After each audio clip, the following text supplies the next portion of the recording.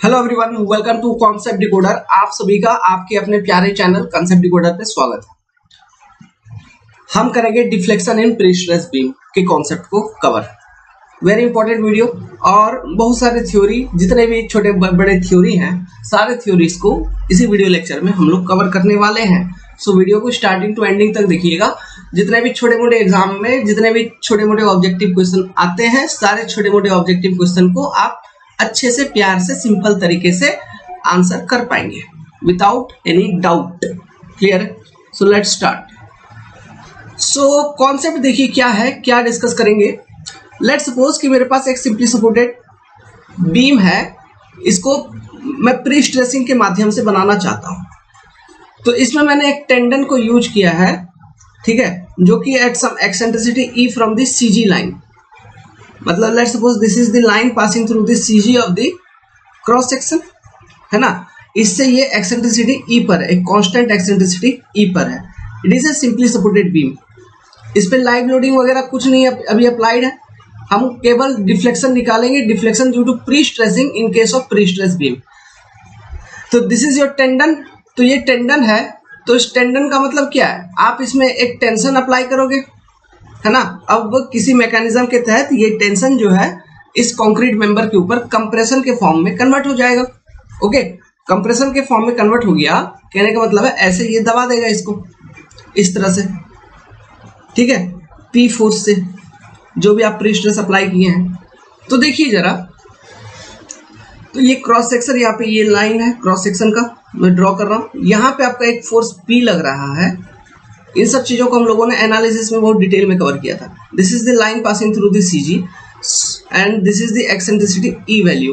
तो अगर मैं लोड को ट्रांसफर करूं एट सीजी, तो मेरा कौन कौन सा लोड देखने को मिलेगा, एक डायरेक्ट कंप्रेसिव फोर्स पी और एक मूवमेंट इस तरह का देखने को मिलेगा पी इंटू ई, जिसको हम कहेंगे प्री स्ट्रेसिंग मूवमेंट। और ये हॉगिंग नेचर का है, हॉगिंग नेचर का है। हॉगिंग नेचर मतलब नेगेटिव नेचर का है। नेगेटिव नेचर का है कहने का मतलब है, इस बीम को अगर मैं सॉल्व करूं, है ना, इस कंक्रीट बीम का अगर फ्री बॉडी डायग्राम में दिखाऊं आपको इस सिंपली सपोर्टेड मेंबर का, तो ये बीम हो गया। फिर इस पे मैं ये दिखा सकता हूं कि यहाँ पे एक compressive load, direct compressive load P act कर रहा है, ठीक है, एट सीजी, और एक हॉगिंग मोमेंट दोनों बगल एक्ट कर रही है ऐसा, ड्यू टू प्री स्ट्रेसिंग, जिसकी मैग्नीट्यूड है ME which is equal to P into E। तो एक तरह का हॉगिंग मूवमेंट है। तो इस हॉगिंग मूवमेंट के कारण क्या होगा, तो मान लो एक सिंपली सपोर्टेड बीम है, जस्ट ए मिनट, मान लो एक सिंपली सपोर्टेड बीम है, उस पे दोनों एंड पे सेम मैग्नीट्यूड का हॉगिंग मूवमेंट अप्लाई कर दिया आपने। तो इस कारण से ये बीम किस तरह से रोटेट करेगी, इस तरह से रोटेट कर जाएगी ऐसा। तो देखिए, ऐसा अगर रोटेट कर रही है तो यहाँ पे सेंटर पे एक डिफ्लेक्शन आपको देखने को मिल रहा है, डेल्टा, यहाँ पे डेल्टा मैक्सिमम होगा। So what is this deflection value, ये डिफ्लेक्शन क्या होगा, ठीक है। अब ये मोमेंट जो है, this moment is only due to pre stressing force P into E, है ना। सो प्री स्ट्रेस जब आप अप्लाई करते हो तो उसके कारण एक कैम्बर आती है, इसको हम कैम्बर भी कहते हैं, मेंबर में कैम्बर कहते हैं, ठीक है। तो ये कैम्बर का वैल्यू क्या है, या फिर ये अपवर्ड डिफ्लेक्शन का वैल्यू क्या है, ये हमको निकालना है। फॉर एग्जांपल अगर मैं रेलवे स्लीपर का बात करूं, तो रेलवे स्लीपर पर लोड अप्लाई करने से पहले आप स्लीपर को देखोगे तो स्लीपर कुछ ऐसा होता है,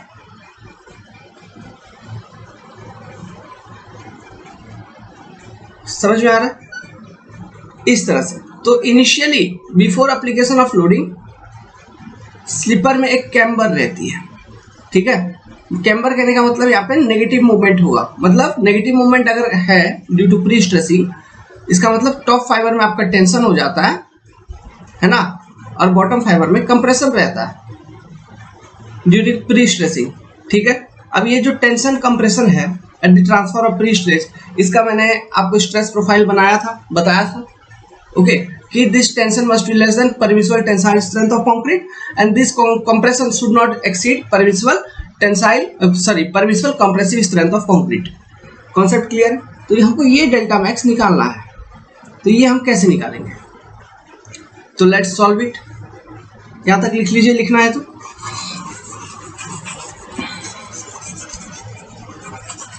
देखिए, तो हम क्या करेंगे, कैसे करेंगे? तो देखो, जो मेरा बीम है, ठीक है, इस बीम को अगर मैं सिंपली लिखूं तो इस बीम को ऐसे लिख सकता हूं कि this is your beam, simply supported beam. ये टेंडन है, अच्छा टेंडन छोड़िए, कंक्रीट का फ्री बॉडी डायग्राम डायरेक्ट लिख देते हैं। ये पी कंप्रेसिव लोड, यहाँ पे hogging moment P compressive load जो सीजी पर लग रहा है, और ये हॉगिंग मोमेंट एमई। तो ये कंप्रेसिव लोड जो पी लग रहा है, पी, इसके कारण कोई भी deflection? No deflection, no deflection due to this.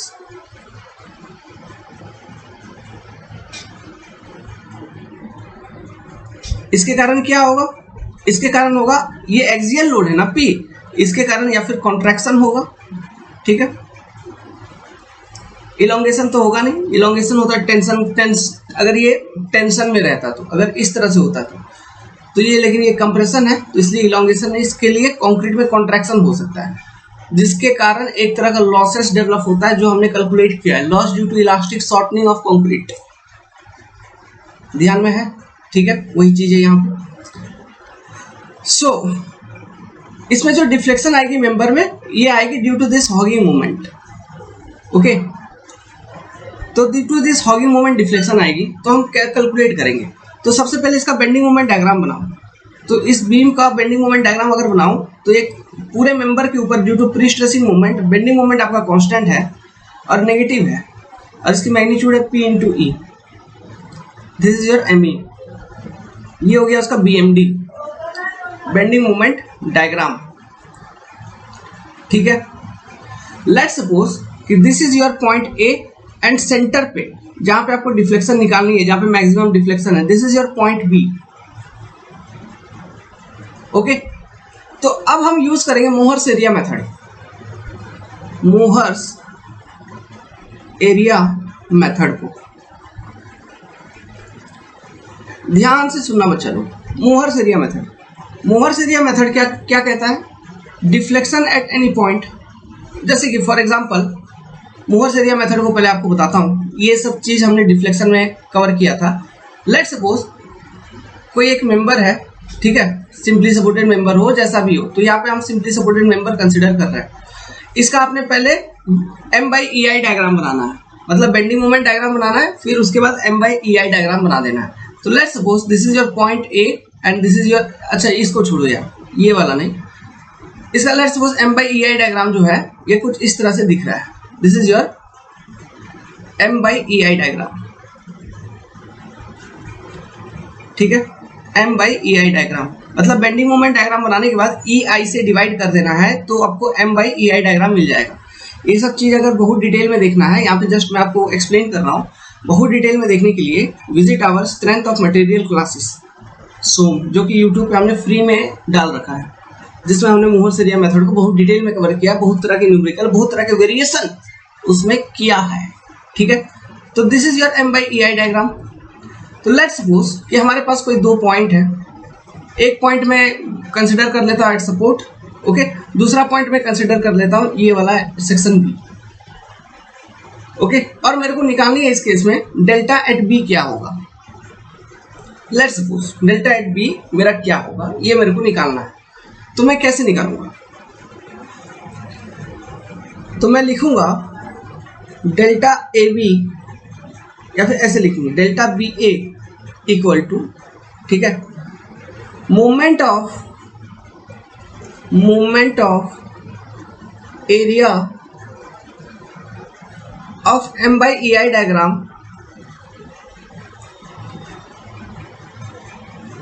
Between A and B about, ये पॉइंट याद ध्यान रखने वाली है, अबाउट B, मतलब जिस पॉइंट पे आपको डिफ्लेक्शन निकालना है, ठीक है, उसी पॉइंट के अबाउट आपको मोमेंट लेना है M/EI डायग्राम का। कहने का मतलब है कि ये यहाँ तक का ये डायग्राम है, ओके, M/EI डायग्राम, ये AB पार्ट का जो M/EI डायग्राम है, इसका एरिया निकालेंगे। जो भी एरिया होगा इसका हम मोमेंट ले लेंगे about this point B.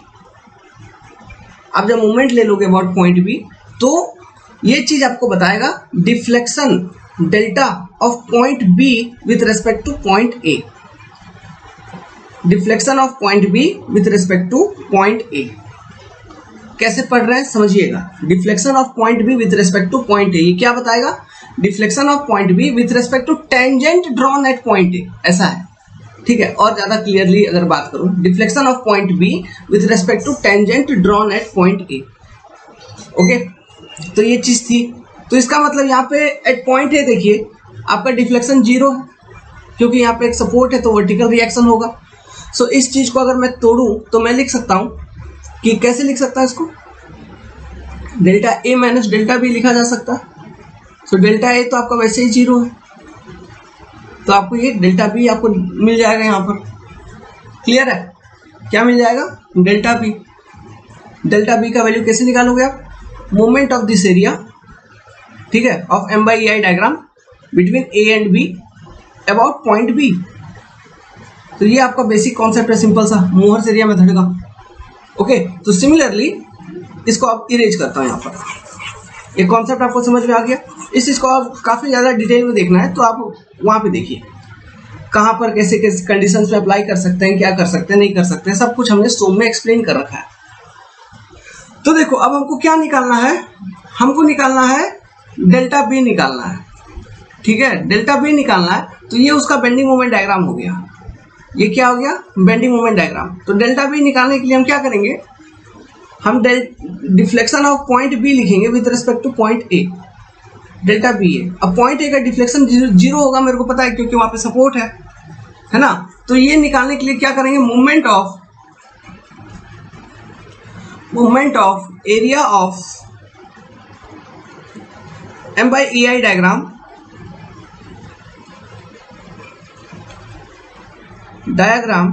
Between A and B about B. मतलब जिस पॉइंट के अबाउट आपको डिफ्लेक्शन निकालना है उसी पॉइंट के अबाउट मोमेंट लेना है अबाउट बी। तो देखो लेट्स सपोज ये ए बी है, ये टोटल स्पैन लेंथ इस मेंबर का था L, तो ये सेंटर पे निकाल रहा है तो ए बी का क्या हो गया? L/2 हो गया। क्लियर? अब ये मोमेंट क्या है? नेगेटिव नेचर का हॉगिंग मोमेंट है P, तो इसका m by E I diagram divide कर दीजिए, P बाई ई आई हो जाएगा। क्लियर है? ठीक है, m by E I diagram भी मिल गया। ठीक है, BMD को यहाँ पे लिख देते हैं, ये BMD अब नहीं रहा, ये हो गया क्या? m by E I diagram. Okay, यहां तक चीज समझ में आई आपको? कोई दिक्कत? तो एरिया क्या होगा? Moment of area of M by E I diagram between A B. तो ए बी के बीच में मतलब ये वाला एरिया कितना होगा? यहां तक का एरिया कितना होगा? एरिया होगा P E by E I into L/2।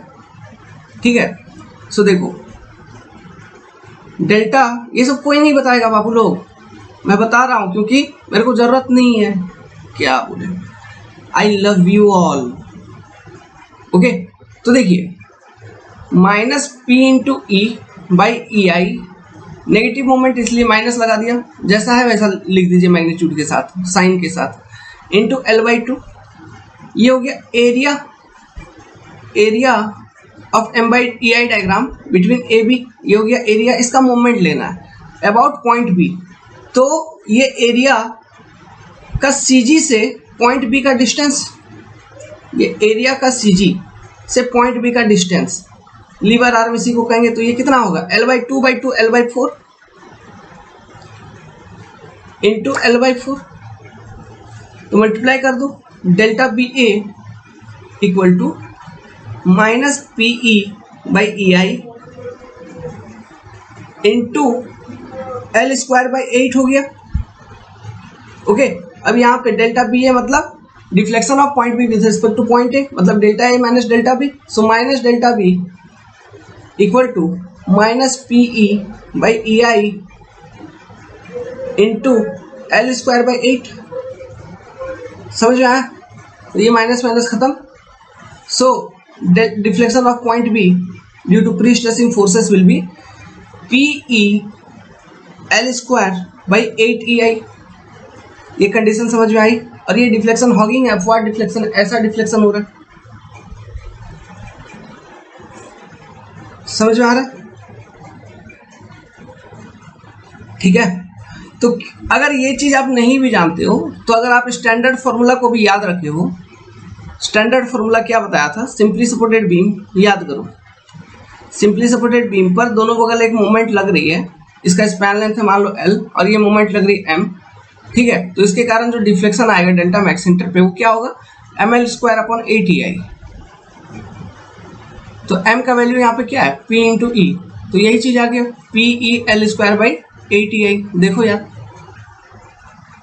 इसको डिराइव करने की जरूरत भी नहीं है, समझे क्या? तो इस तरह से आप मोहर्स मेथड को यूज करके कितना भी क्रिटिकल कंडीशन हो, इस केस में आप डिफ्लेक्शन निकाल सकते हैं, ठीक है। चलिए नेक्स्ट कंडीशन देखते हैं। इस कंडीशन को देखिए, second case, second condition very important. यहाँ पे देखिए एक टेंडन है, ओके, ये प्री स्ट्रेस्ड बीम है, सिंपली सपोर्टेड PSC बीम है, टेंडन है जिसमें सेंटर पे जो एक्सेंट्रिसिटी है it is E1 and support पे जो एक्सेंट्रिसिटी है इट इज E2। यहाँ पे एक्सेंट्रिसिटी है टू केवल E1, यहाँ पे एक्सेंट्रिसिटी है E2। इसका M/EI डायग्राम ये ऐसे बन जाएगा, this will be your M/EI diagram, okay. जो कॉर्नर पे एंड सपोर्ट पे जो मूवमेंट होगी उसकी वैल्यू होगी PE2/EI,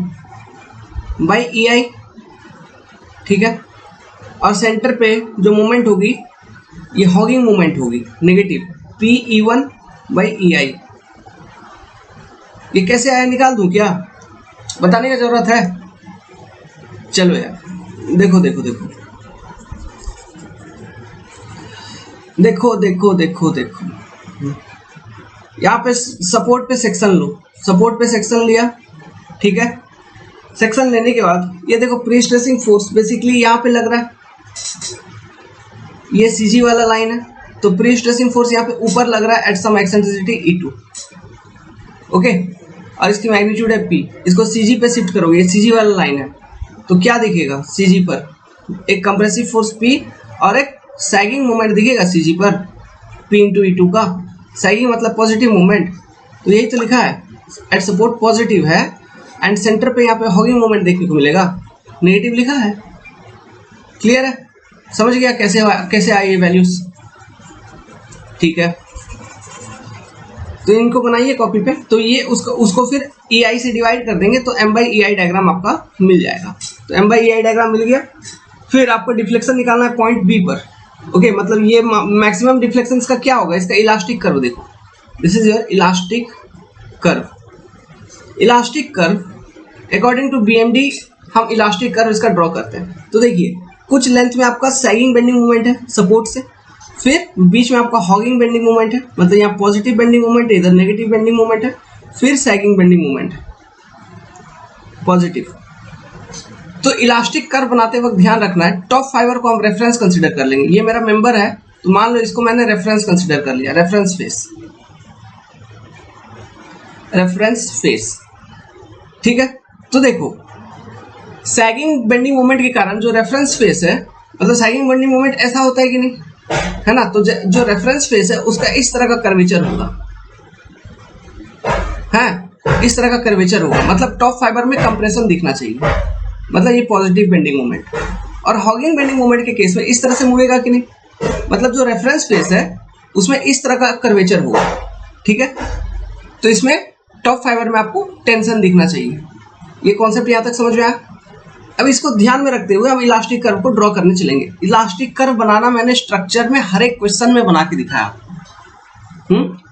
स्ट्रक्चर एनालिसिस के अंदर। यू कैन एनरोल इट, हम इसीलिए तो बोल रहे हैं enrol join into our civil engineering complete foundation development course which will be applicable for SSC, JEE, GATE, TSC all over India examination, जो भी आपका एग्जामिनेशन है उसके लिए, एट ₹2999, 299999।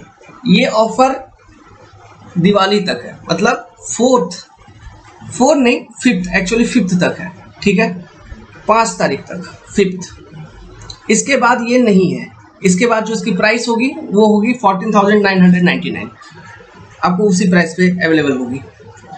डाउनलोड करिए अपना एंड्रॉयड ऐप कॉन्सेप्ट डिकोडर, 3 साल की सब्सक्रिप्शन रहेगी कोर्स की, जो भी डाउट वाउट सब कुछ हम है क्लियर हो जाएगा। जब तक हम हैं जिंदा है तब तक, हम नहीं है तो फिर क्या करेंगे, ये दुनिया का रीति रिवाज है। Well but yes, hope, trust करिए, एग्जामिनेशन के लिए मेहनत करिए, कंटेंट कहीं नहीं जाएगी। तो देखो, इलास्टिक कर्व बनाने के लिए हमने ये देखा कि देखिए जहां तक सैगिंग है वहां तक कर्वेचर देखो इस तरह से, फिर हॉगिंग में कर्वेचर चेंज हो गया, फिर सैगिंग में कर्वेचर चेंज हो गया। यहाँ पे दो पॉइंट ऑफ कॉन्ट्राफ्लेक्सर आपको देखने को मिल रहा है, यहाँ पे एक पॉइंट, यहाँ पे एक पॉइंट, जहाँ पे आपका curvature of elastic curve change हो रहा है। पॉइंट ऑफ कॉन्ट्राफ्लेक्सर या फिर इसको पॉइंट ऑफ इन्फ्लेक्शन कहते हैं generally, point of inflection,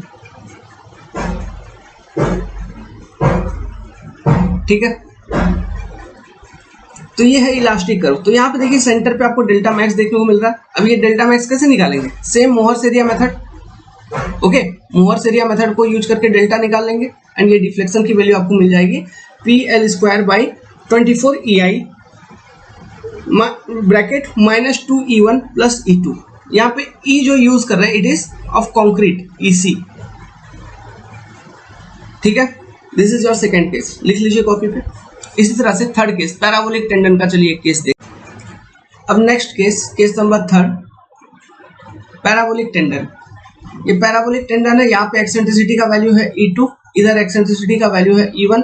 parabolic tendon है तो इसका जो बेंडिंग मोमेंट डायग्राम बनेगा वो भी पैराबोलिक बनेगा। लोड बैलेंसिंग कॉन्सेप्ट को ध्यान करिए। तो इस बेंडिंग मोमेंट डायग्राम से फिर आपने M/EI डायग्राम बना लिया, फिर उसका इलास्टिक कर्व दिखा दिया। इलास्टिक कर्व पे आप सेंटर पे देख रहे हैं डिफ्लेक्शन आपका मैक्सिमम हो रहा है, ठीक है। ये डेल्टा आपको मिल रही है इलास्टिक कर्व में।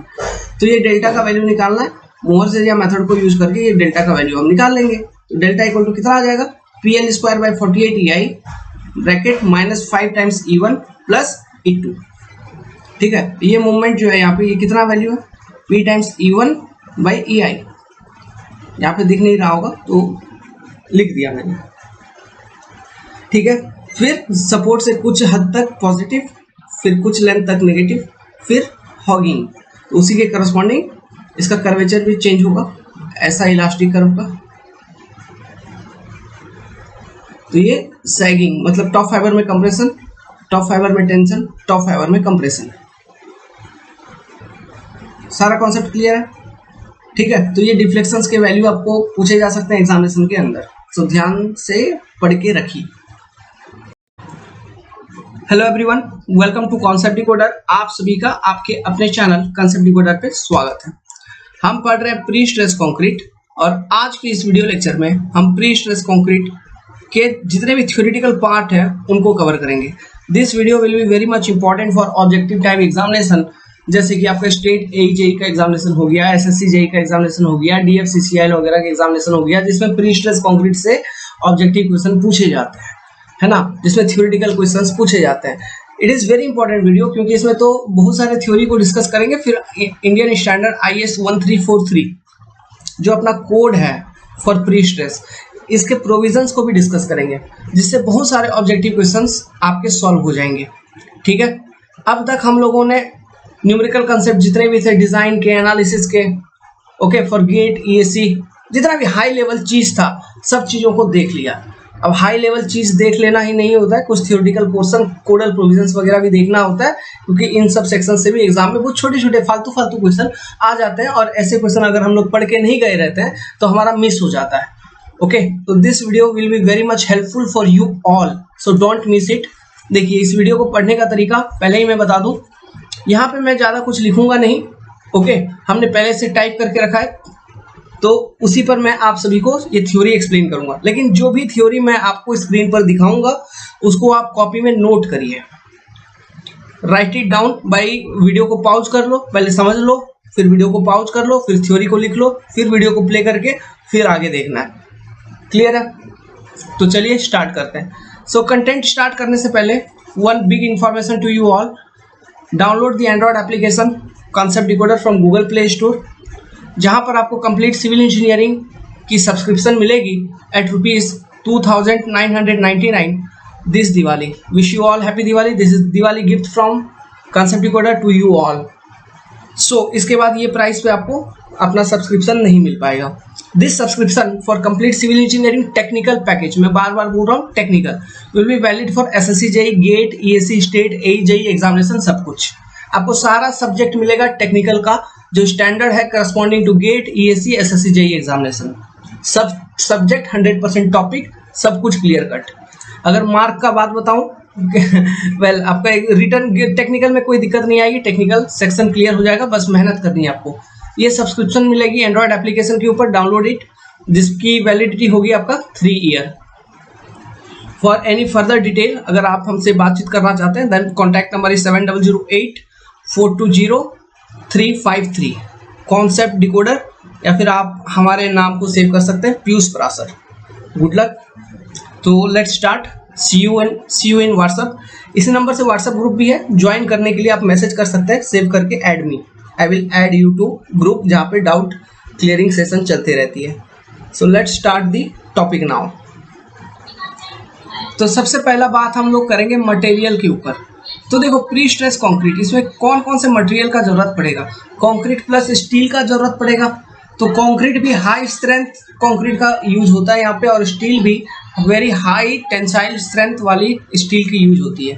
तो देखिए जो स्टील होता है ना, उसका टेंसाइल स्ट्रेंथ हाई होगा जब उसका डायमीटर बहुत पतला होगा, या फिर पतला पतला लचीला तार का टेंसाइल स्ट्रेंथ ज्यादा होगा। तो यहाँ पे वायर यूज किया जाता है, वायर, केबल, स्ट्रैंड, इन सब चीजों का, ठीक है, फॉर प्री टेंशनिंग, ओके, या फिर पोस्ट टेंशनिंग करने के लिए, मतलब प्री स्ट्रेस को इंड्यूस करवाने के लिए। वेल स्टील को बाद में देखेंगे, पहले कंक्रीट के ऊपर हम लोग चर्चा कर लेते हैं। तो कंक्रीट बनाने के लिए क्या क्या चाहिए होगी आपको? एग्रीगेट चाहिए होगी, सीमेंट चाहिए होगी, है ना, coarse aggregate, fine aggregate, water वगैरह सब कुछ चाहिए होगा। तो यहाँ पर बात करते हैं सीमेंट के ऊपर। तो आप कौन कौन से सीमेंट का यूज कर सकते हैं प्री स्ट्रेस में कंक्रीट बनाने के लिए? तो ये 4 तरह का सीमेंट है, उसके कोड हैं।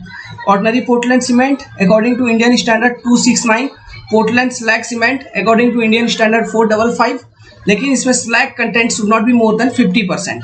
इंपॉर्टेंट ध्यान रखने वाली बात है, ये पूछ सकता है, ये सब ऑब्जेक्टिव देखिए, ऐसा छोटा छोटा क्वेश्चन DFCCIL का जैसा अभी पेपर हुआ था उसमें तो बहुत ही अनप्रिडिक्टेबल टाइप के क्वेश्चंस थे, तो इन सबको पढ़ के जाना है, ठीक है, क्वेश्चन आ सकता है।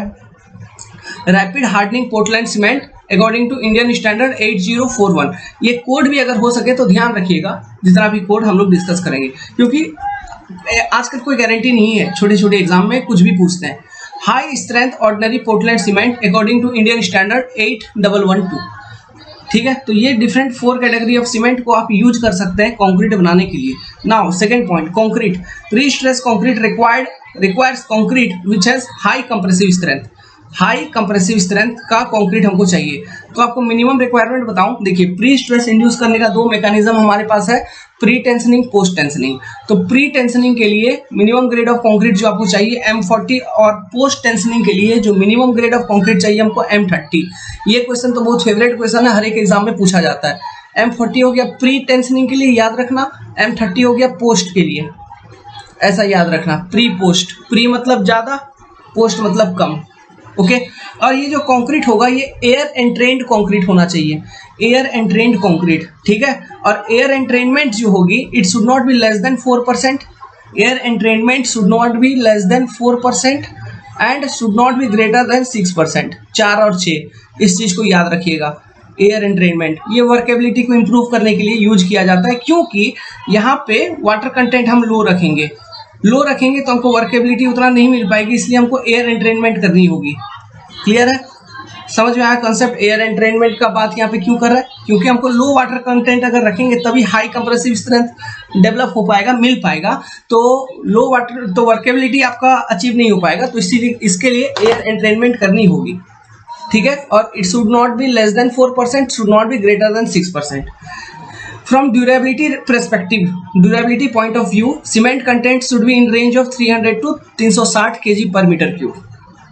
From durability requirement, so minimum cement content की जो क्राइटेरिया है, आपसे अगर ऑब्जेक्टिव क्वेश्चन में पूछेगा, this criteria is corresponding to durability requirement of concrete, ये चीज भी ऑब्जेक्टिव क्वेश्चन में पूछा जा सकता है, समझ में आया? ठीक है, नेक्स्ट।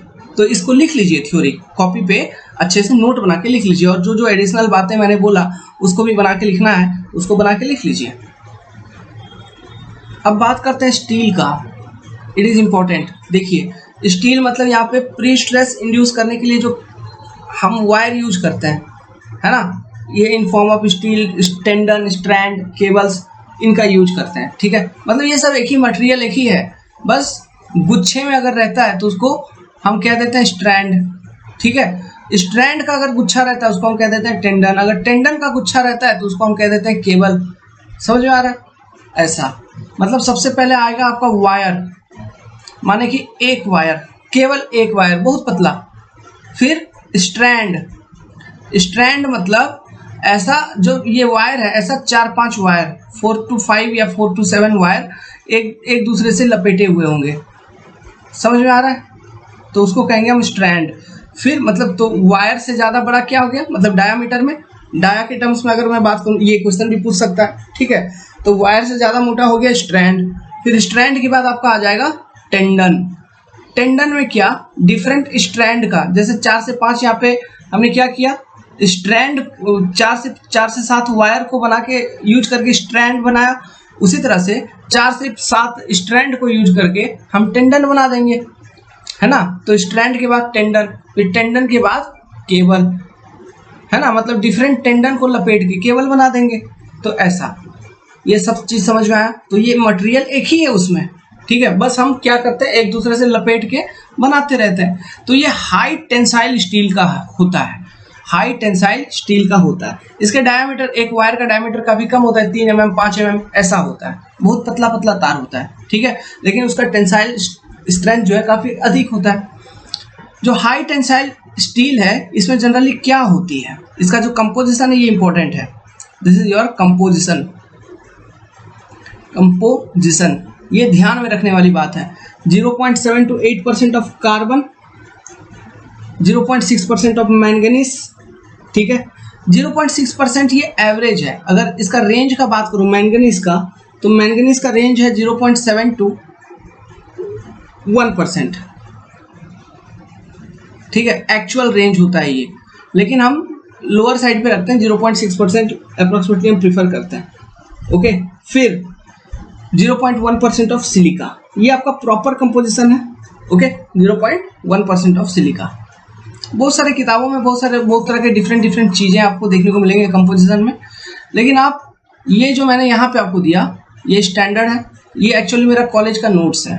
ठीक है, सो वहाँ से हमने आपको बता रहा हूँ ये सब चीज, तो इस चीज को आप याद रख लीजिए। अब बात करते हैं स्टील, वो कितने तरह से बनते हैं, किस किस कैटेगरी के हैं, वो भी 4 कैटेगरी के हैं। Plain hard drawn steel wire, cold drawn indented wire conforming to इतना code, high tensile steel wire bar, ये बार का बात कर रहा है, ये वायर का बात नहीं कर रहा, वायर बार, अनकोटेड स्ट्रेस रिलीव्ड स्ट्रैंड।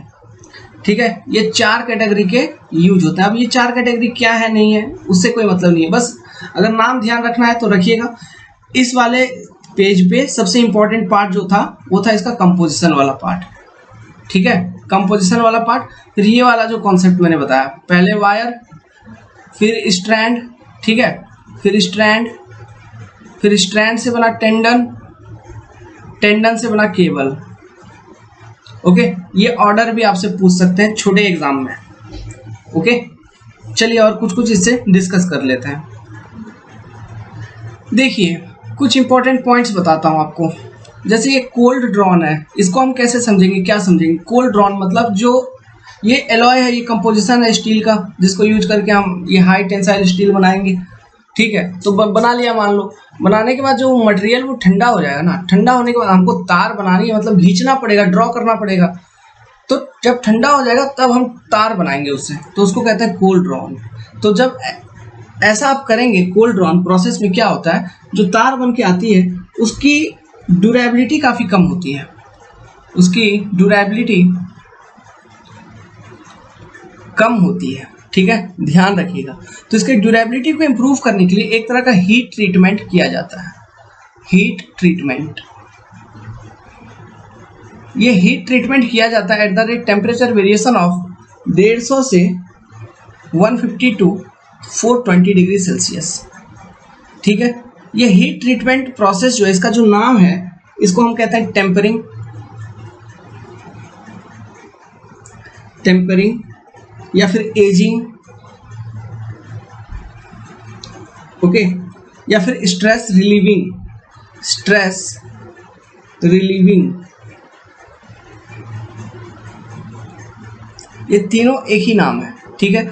ये जब हम करते हैं तो इससे क्या होता है, इसकी प्रॉपर्टीज, जो इसकी ड्यूरेबिलिटी वगैरह कम हो गई थी तो इसकी प्रॉपर्टीज इंप्रूव होती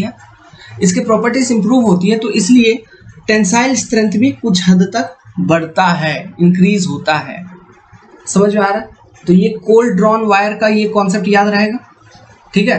कोल्ड ड्रॉन वायर का ड्यूरेबिलिटी कम होती है ऑटोमेटिकली, इसलिए हीट ट्रीटमेंट किया जाता है at the rate of temperature 150 to 420 degree Celsius, जिसको हम कहते हैं टेम्परिंग, एजिंग या फिर स्ट्रेस रिलीविंग। इसके कारण उसका टेंसाइल स्ट्रेंथ में कुछ बढ़ोतरी देखने को मिलता है। क्लियर है? अब ये जो केबल, ये जो तार वगैरह है ना, जो कोल्ड ड्रॉन करके जो एक तार बनाओगे, उस तार का डायमीटर लगभग कितना होगा? इसका डायमीटर लगभग होता है 2.5, है ना, या फिर 3 mm या फिर 4 mm, 5 mm, 7 mm, 8 mm तक इसकी डायमीटर होती है, उससे ज़्यादा नहीं। तो मैक्सिमम डाया अगर पूछ लेगा एक तार का तो वो 8 mm, और मिनिमम कितना 2.5 mm तक का हम बनाते हैं, ओके। अब हार्ड ड्रॉन वायर, समझ में आ रहा है? ये एक तरह का वायर है, इट इज गुड, ये अच्छा होता है, एंड इसका बॉन्ड कैरेक्टरिस्टिक्स काफी अच्छा होता है, मतलब ये काफी अच्छे से बॉन्ड बना लेता है कंक्रीट के साथ। इसका बॉन्ड कैरेक्टरिस्टिक्स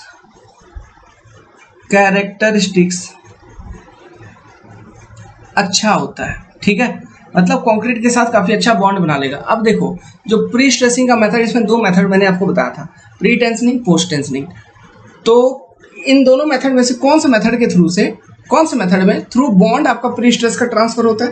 प्री टेंशनिंग के केस में थ्रू बॉन्ड आपका प्री स्ट्रेस का ट्रांसफर होता है कंक्रीट मेंबर के ऊपर। सो क्या मैं ऐसा कह सकता हूं कि hard drawn wire is suitable for pre tension member, best suitable, ठीक है, प्री टेंशन मेंबर, यही लॉजिक है, ओके। ये सब एग्जाम में पूछ सकता है, ये सब ऑब्जेक्टिव कि हार्ड ड्रॉन वायर किसके लिए सुटेबल है, प्री टेंशन मेंबर के लिए। इसका कोड वगैरह याद रखना है तो रख लीजिए, किसका, केवल हार्ड ड्रॉन का और कोल्ड ड्रॉन का। नीचे वाला 2 याद नहीं भी रखोगे तो छोड़ दो, कोई बात नहीं है, इसको कट कर दो, कम से कम इन दोनों को याद रखो। और ये जो 2 छोटा कॉन्सेप्ट मैंने आपको अभी डिस्कस किया, इनको याद रखो। अब डायामीटर का अगर बात कर लूँ, हार्ड ड्रॉन वायर जो होता है ये जनरली आपको मिलता है 2 to 5 mm तक का डाया में। कोल्ड ड्रॉन वायर को अधिक डायमीटर तक आप बनाओगे, hard drawn 2 to 5 mm। Clear है? समझ गए? बस इतना याद रख लीजिए। अब बात करते हैं यंग्स मॉडुलस ऑफ इलास्टिसिटी का। अच्छा, यंग्स मॉडुलस ऑफ इलास्टिसिटी को बात करने से पहले मैं एक चीज बताता हूं आपको कि देखिए, जैसे जैसे तार की मोटाई बढ़ते रहेगी, ये लॉजिक सुनना, तार की मोटाई बढ़ते रहेगी उसका टेंसाइल स्ट्रेंथ कम होते रहेगा, ये ध्यान रखना का, ठीक है। तार की मोटाई जैसे जैसे बढ़ रही है उसका टेंसाइल स्ट्रेंथ कम होते चलेगा, ठीक है। पतला चीज जो होगा उसका टेंसाइल स्ट्रेंथ ज्यादा होगा, लेकिन अगर मोटा है तो उसका टेंसाइल स्ट्रेंथ कम होगा, ये बात ध्यान में रहेगी। अब मैं बात करता हूँ according to code, codal value का बात करता हूँ। According to code minimum elongation कितना होना चाहिए किसका, है ना, मिनिमम इलोंगेशन। कहने का मतलब क्या है, देखो यहाँ पे हम स्ट्रेसिंग करते हैं, टेंडन जो होता है, टेंडन, तार, बार जो भी है, उसमें क्या हम प्रोवाइड करते हैं, स्ट्रेसिंग करते हैं, मतलब टेंशन अप्लाई करते हैं, तो इलोंगेशन होगा कि नहीं। वही इलोंगेशन अल्टीमेटली आपका एज ए कॉन्ट्रैक्शन होता है, मतलब वो ट्रांसफर होता है। वही इलोंगेशन प्रोवाइड करने के कारण आपका टेंडन में स्ट्रेस आती है जो कि आपका कंक्रीट पे ट्रांसफर हो जाता है, ठीक है। So Indian standard IS code कहता है, अकॉर्डिंग टू आईएस कोड, ये प्रोविजन ध्यान रखने का, अकॉर्डिंग टू आईएस कोड जो वायर होती है, जितना डेटा है मैं आपको बता रहा हूँ। अच्छा, इसका गेज लेंथ जो है, गेज लेंथ या फिर स्टैंडर्ड लेंथ जिसके बेसिस पे इसका इलोंगेशन मेजर किया जाता है, it is 600 mm। Pre tensioning की मतलब इसमें प्री स्ट्रेसिंग वाले स्टील में 600 mm, ठीक है, this is your gauge length, इसको ध्यान रखिएगा। अब जो वायर होता है, ओके, उसका minimum percentage elongation, minimum percentage elongation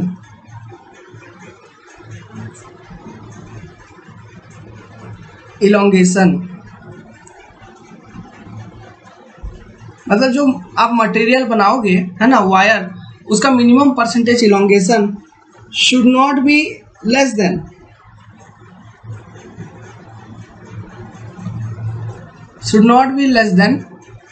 2.5%। ये हो गया वायर के लिए, ध्यान रखना है ये वैल्यूज एग्जाम में पूछा जा सकता है। और जो गेज लेंथ है इनका कितना है, गेज लेंथ इज 600 mm। ये सारा डेटा देखिए बहुत मुश्किल से अरेंज कर पा रहा हूँ आप सभी के लिए, and these are very important. यहाँ से बहुत सारे ऑब्जेक्टिव क्वेश्चंस आएंगे डिफरेंट छोटे छोटे एग्जामिनेशंस में। नाउ जो स्ट्रैंड होगा, अब बात करते हैं स्ट्रैंड का। वायर के बाद क्या हो गया स्ट्रैंड।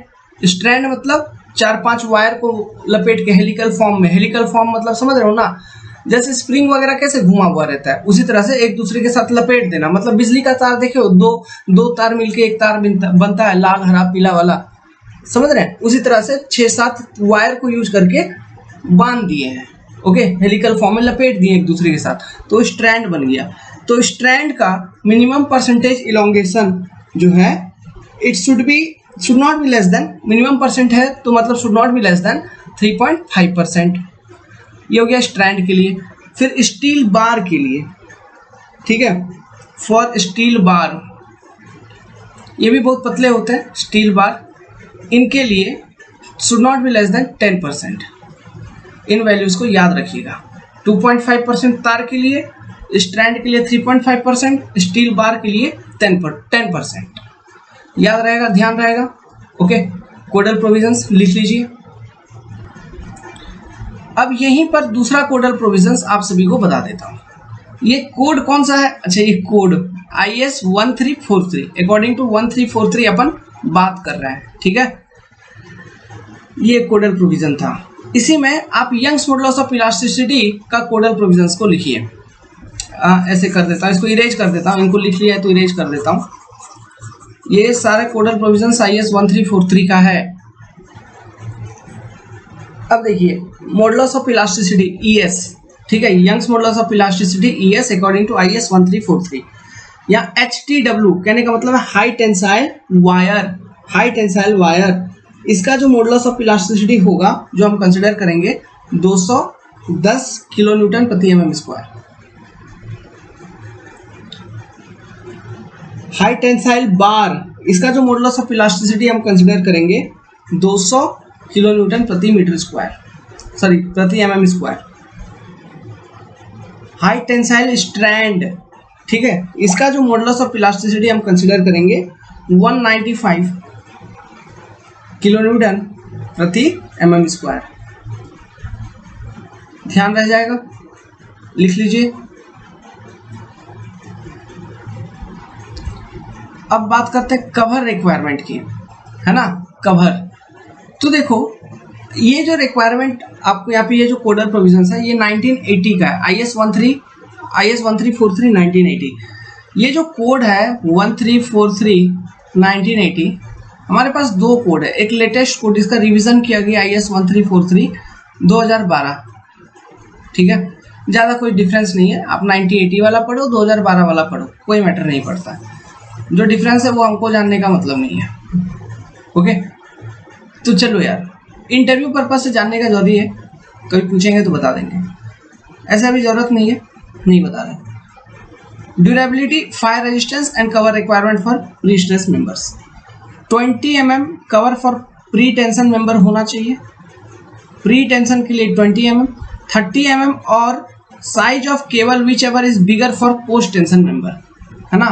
प्री के लिए 20 और पोस्ट के लिए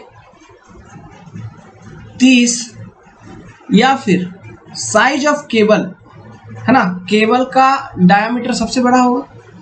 क्यों, केबल क्यों बन रहा है, वायर था पहले, वायर से आपने स्ट्रैंड बनाया, स्ट्रैंड से लपेट के आपने टेंडन बनाया, टेंडन को लपेट के केबल बनाया, तो केबल मोटा हो गया, है ना। तो केबल का साइज या फिर डाया या फिर 30 mm, इन दोनों में से जो बड़ा होगा उतना का क्लियर कवर आपको प्रोवाइड करना है इन case of post tension member. 20-30 याद रह जाएगा, ठीक है। आगे एक पॉइंट लिखा है, लिख लीजिए। If the pre stress member are expose to an aggressive environment, बहुत ही खतरनाक environment. This covers are increased by another 10 mm। अगर एग्रेसिव इन्वायरमेंट है तो प्री टेंशन के केस में 20 + 10 30 हो जाएगा, है ना। पोस्ट टेंशन के केस में भी जो भी आपने कवर अडॉप्ट किया है उसमें +10 कर देना है। समझ गए, कवर रिक्वायरमेंट ध्यान में रहेगा। ऑब्जेक्टिव क्वेश्चन आगे। अब जो हम कंसेप्ट को डिस्कस करने वाले हैं, it is very important concept. Reason to use high tensile steel and high grade of concrete. तो हम सबसे पहले अपना बात करेंगे स्टील के ऊपर। देखिए, अभी तक आपने ये देखा ही होगा कि जो प्री स्ट्रेसिंग का कॉन्सेप्ट है, इसमें क्या होता है कि एक कंक्रीट का मेंबर रहता है। अब इस कंक्रीट के मेंबर में हम एक स्टील यूज करते हैं और इसमें इस स्टील में इनिशियली एक बहुत ही high magnitude of pre stressing force P हम अप्लाई करते हैं। अब इस प्री स्ट्रेसिंग फोर्स की मैग्नीट्यूड काफी हाई होती है, of around 1500 kilo newton to 2000 kilo newton. 1500 से 2000 किलो न्यूटन तक का मैग्नीट्यूड का प्री स्ट्रेसिंग फोर्स हम अप्लाई करते हैं।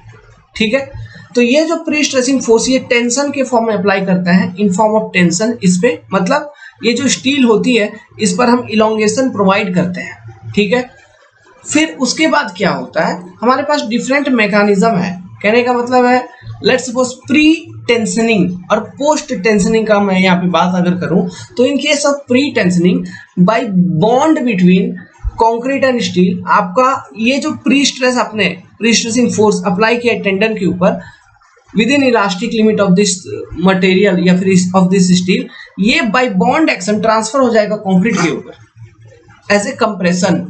ठीक है, similarly in case of post tensioning by bearing action, यही टेंसाइल फोर्स ट्रांसफर हो जाएगा कंक्रीट के ऊपर। समझ में आ रहा है ना। तो बेसिकली यहाँ पे हो क्या रहा है कि हमको सबसे पहले जो स्टील हम यूज करेंगे उसमें एक high magnitude of pre stressing force हमको अप्लाई करना होगा इन form of tension force.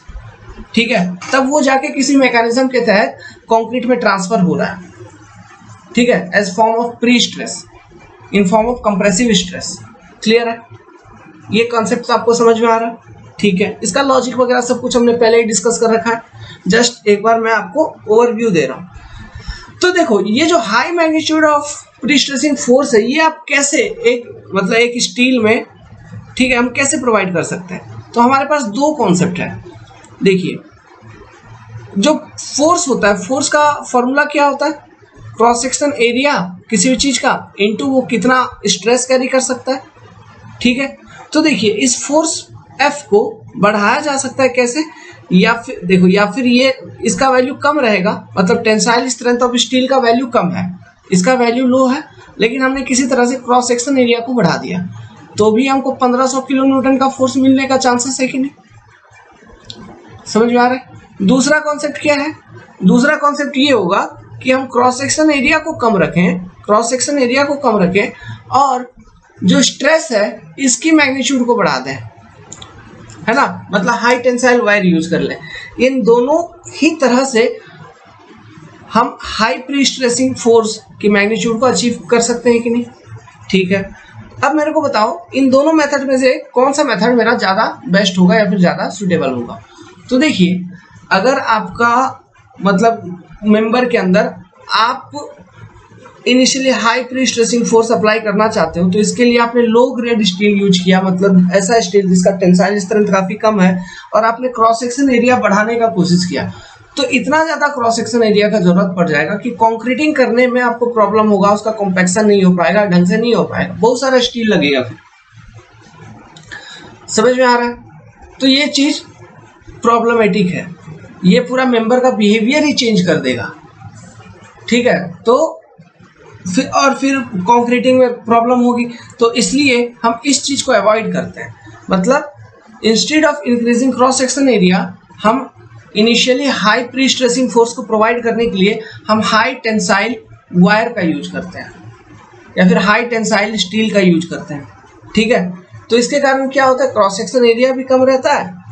Okay, और देखो, चूंकि हाई टेंसाइल स्टील है ना, हाई टेंसाइल स्टील है, ध्यान से सुनिएगा, HTS है, तो हाई टेंसाइल स्टील का ये प्रॉपर्टी है कि ये इसका टेंसाइल स्ट्रेंथ काफी अधिक होता है, मतलब इसका टेंसाइल स्ट्रेंथ ऑफ अराउंड 1000 से लेके 2000 न्यूटन पर mm² तक होता है। अगर मान लिया जाए माइल्ड स्टील का अगर मैं बात करूं तो उसका कितना होता है 250 न्यूटन पर mm²।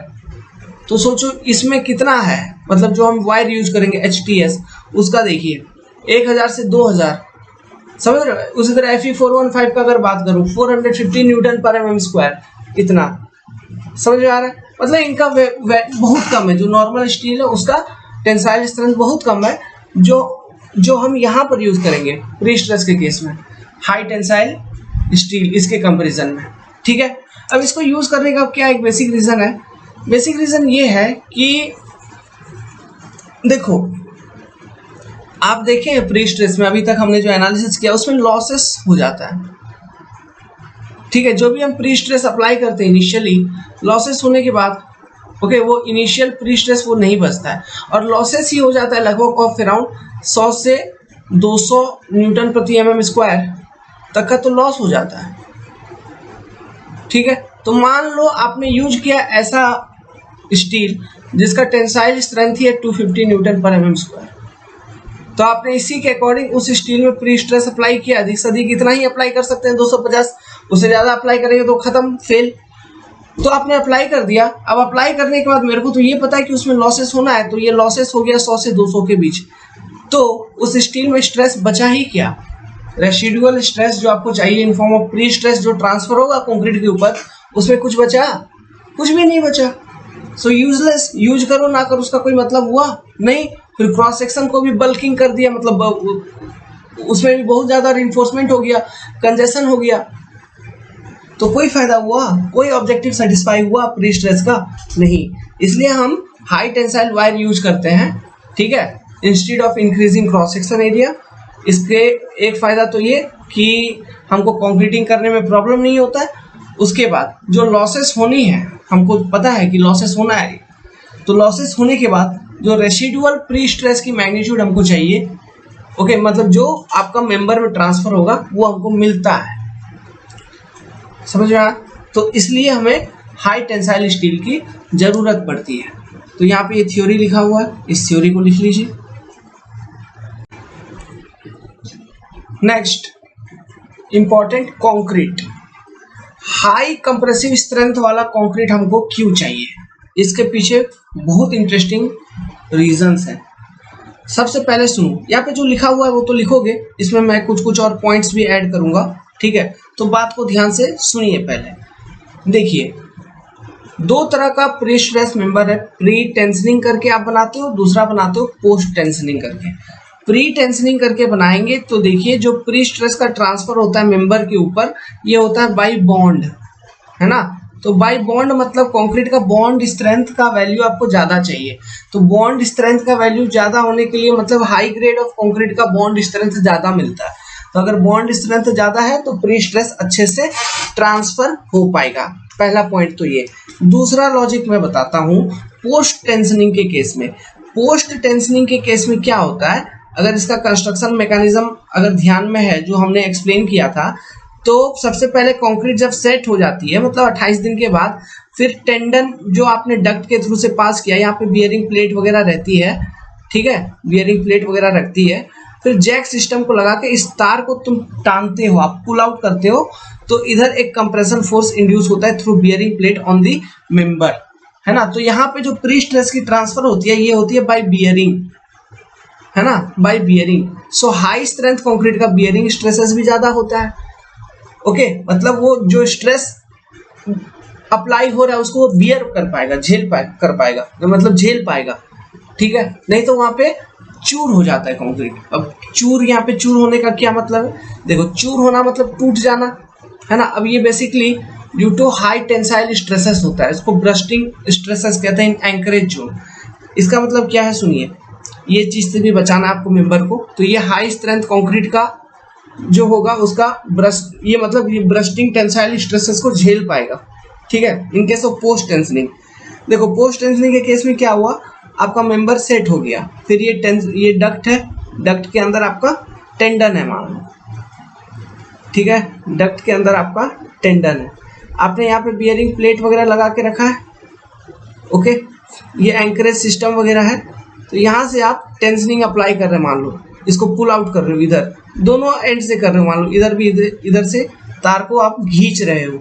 जब तार में आप टेंशन अप्लाई करोगे तो उस वक्त एक एंकरेज जोन होता है। एंकरेज जोन कहने का मतलब है कि मतलब ये वाला, मतलब जहाँ पे बियरिंग प्लेट वगैरह है, एंकरेज सिस्टम सपोर्ट के करीब करीब, ठीक है, कुछ लेंथ तक जो स्ट्रेस डिस्ट्रीब्यूशन है ना इतने लेंथ में, ठीक है, वो यूनिफॉर्म नहीं रहता, नॉन यूनिफॉर्म रहता है।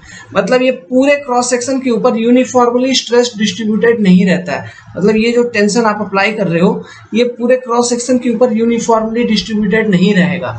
अगर ये पूरे क्रॉस सेक्शन के ऊपर यूनिफॉर्मली डिस्ट्रीब्यूटेड नहीं रहेगा, ठीक है, ठीक है, मान लो कि जैसे ये क्रॉस सेक्शन है तो इसके ऊपर पूरे क्रॉस सेक्शन पे अगर एक जैसा हो, सेम यूनिफॉर्मली डिस्ट्रीब्यूट हो गया तो स्ट्रेस का मैग्नीट्यूड कम हो जाता है। ठीक है, अगर यूनिफॉर्मली डिस्ट्रीब्यूट नहीं हो गया, नहीं होके कोई एक छोटा सा क्रॉस सेक्शन एरिया के ऊपर हो रहा है ना, मतलब ये स्ट्रेस कंसंट्रेशन वाली कुछ हो जा रही है और ये वाला स्ट्रेस का मैग्नीट्यूड ज्यादा होगा। मतलब same amount of force, P amount of force एक बड़े एरिया पे लगेगा तो स्ट्रेस का वैल्यू जो निकलेगा पी बाई ए, है ना, ये कम हो जाएगा। लेकिन सेम अमाउंट ऑफ फोर्स एक छोटे एरिया पे लगेगा, ओके, तो ये वैल्यू ज्यादा हो जाएगा। तो सेम चीज होता है यहाँ पे एंकरेज जोन में, जिसको हम ब्रस्टिंग टेंसाइल स्ट्रेसेस कहते हैं। तो हाई स्ट्रेंथ कंक्रीट अगर यूज करेंगे इन case of pre stress beam, तो एंकरेज जोन में ये ब्रस्टिंग टेंसाइल स्ट्रेसेस जो डेवलप हो रहे हैं, जिसके कारण कंक्रीट वहां पे फट सकता है, टूट सकता है, चूर हो सकता है एंकरेज जोन में, इस चीज को अवॉइड किया जा सकता है। समझ में आ रहा है? ओके, तो ये रीजन है और ये केवल पोस्ट टेंशन मेंबर में होता है, ओके, क्योंकि वहीं पर एंकरेज सिस्टम का यूज होता है। नेक्स्ट देखो, हाई स्ट्रेंथ कंक्रीट का यंग्स मॉडुलस ऑफ इलास्टिसिटी का वैल्यू भी ज्यादा होगा। सो अगर इसी ज्यादा होगा तो देखो, loss due to elastic shortening of concrete जब हम कैलकुलेट करते हैं वहां पे एमएफसी कैलकुलेट करते हैं। एम मतलब ईएस बाई ईसी, ठीक है, ईएस बाई ईसी। एफसी तो जो है इसको हम बदल नहीं सकते, लेकिन मॉड्यूलर रेशियो को चेंज कर सकते हैं। ईएस बाई ईसी, अगर ईसी ज्यादा होगा तो एम का वैल्यू क्या होगा, कम होगा। तो एम का वैल्यू कम होगा तो एम एफ सी, लॉस कम, मतलब loss due to elastic shorting reduce होगा। सिमिलरली हाई स्ट्रेंथ कंक्रीट का क्रीप लॉस और श्रिंकेज लॉस भी बहुत कम होता है। समझ में आ रहा है? तो ये सारे लॉसेस को आप बचा सकते हो, प्रिवेंट कर सकते हो। तो ये सारे कुछ कुछ बेसिक रीजंस है जिसके कारण हमको हाई स्ट्रेंथ कंक्रीट का इस्तेमाल करना पड़ता है इन case of pre stress member. और इसकी जो बेसिक रिक्वायरमेंट है वो प्री टेंशनिंग के लिए कितना, M40 मिनिमम, और पोस्ट टेंशनिंग के लिए कितना, M30 मिनिमम। ठीक है, तो लिख लीजिए इन सब चीजों को, यहाँ पे लिखा हुआ है। पहला point, for high bond stress between wire and concrete in case of pre-tensioned member. Second, to resist high bearing stress in anchorage zone of post-tension member. Third, to resist high tensile stresses in anchorage zone of post-tension member due to bursting behavior of concrete. चौथा, to reduce loss due to elastic shortening of concrete and creep of concrete. ठीक है, and shrinkage, यहाँ पे add करिए and shrinkage. Okay, shrink मतलब high strength concrete का shrinkage, high grade concrete का shrinkage भी बहुत कम होता है। ठीक है, क्योंकि जो श्रिंकेज लॉस है वो basically it is due to evaporation of water from the member की, नहीं, वाटर के इवापोरेशन के कारण हो रहा है। तो हाई ग्रेड कंक्रीट वगैरह जो हम बनाते हैं उसमें वाटर की क्वांटिटी बहुत कम होती है, वाटर सीमेंट रेशियो ऑब्वियसली कम होती है, तो उतना वाटर ही इवापोरेट नहीं करेगा, तो श्रिंकेज भी कम होगा। ठीक है, so loss due to creep and shrinkage ये सब कैसे अवॉइड होगा, यहाँ पे कॉन्सेप्ट क्या है, एम वाला कॉन्सेप्ट है, मॉडुलर रेशियो को डिक्रीज करना है। समझ में आ रहा है? इन सब चीजों के लिए हमें क्या चाहिए, हाई कंप्रेसिव स्ट्रेंथ वाला कंक्रीट चाहिए। और मिनिमम रिक्वायरमेंट पोस्ट टेंशनिंग के लिए M30, प्री टेंशनिंग के लिए M40। ये समझ में आई बात? ओके, इंपॉर्टेंट है, लिख लीजिए, ऑब्जेक्टिव क्वेश्चन आते हैं यहाँ से डायरेक्ट। अब एक कंसेप्ट बता रहा हूं आपको, इससे आपको एग्जाम में न्यूमेरिकल पूछा जा सकता है डायरेक्ट। शियर इन प्री स्ट्रेस बीम, ठीक है, तो प्री स्ट्रेस बीम में उसका शियर कैपेसिटी आप कैसे निकालोगे? तो shear capacity of uncracked pre stress section without shear reinforcement के बिना इज कैलकुलेटेड एज फॉलो। इसका ये फॉर्मूला है आपका VC equal to 0.67 B into D root under FT square plus 0.8 FCP into FT। Okay, ये फॉर्मूला याद करना पड़ेगा आपको। FT क्या है? This is your called principal tensile strength of concrete under shear. जब प्योर शियर कंडीशन लग रहा है कंक्रीट के ऊपर, ठीक है, ये सो में हम लोगों ने डिस्कस किया था। प्योर शियर केस तो यहाँ पे लिखा हुआ है, देखिए FT का मतलब लिखा हुआ है क्या? Principal tensile strength of concrete under shear. जब मेंबर के ऊपर कंप्लीटली प्योर शियर कंडीशन है क्रॉस सेक्शन के ऊपर, तो इस केस में प्रिंसिपल टेंसाइल स्ट्रेंथ क्या होगा कंक्रीट का? तो इसको कैलकुलेट किया जाता है by formula FT equal to 0.24 root under FCK। ध्यान रखने का, FT equal to 0.24 root under FCK। ठीक है, ये समझ में आ गया। फिर FCP क्या है? FCP, what is FCP? This is the compressive stress in centroidal fibre due to pre stressing. Compressive stress in centroidal fibre due to pre stressing. इसका वैल्यू हमेशा कितना होगा? P/A always. समझ में आ गया? तो FCP का वैल्यू पता है एंड FT का वैल्यू पता चल गया। तो shear capacity of uncracked section of pre stress member निकाल लोगे आप 0.67 B इंटू कैपिटल D, मतलब ये cross section size, root under FT square plus 0.8 FCP into FT। ये भी मल्टीप्लीकेशन में है। तो इस तरह से हम शियर कैपेसिटी निकाल लेंगे। वेरी इंपॉर्टेंट फॉर्मूला, लिख लीजिए। इसी कॉन्सेप्ट पर बेस्ड एक क्वेश्चन सॉल्व करेंगे हम लोग। ठीक है, क्वेश्चन लिखिए, calculate sum of dead load and live load. Let's suppose कि ये sum of dead load and live load जो है इसको मैं WL कहता हूँ। ठीक है, that can be carried by beam given below without any shear failure. Assumed section is uncracked and critical section is at face of support. M30 and pre-stressing force is 180 kilonewton.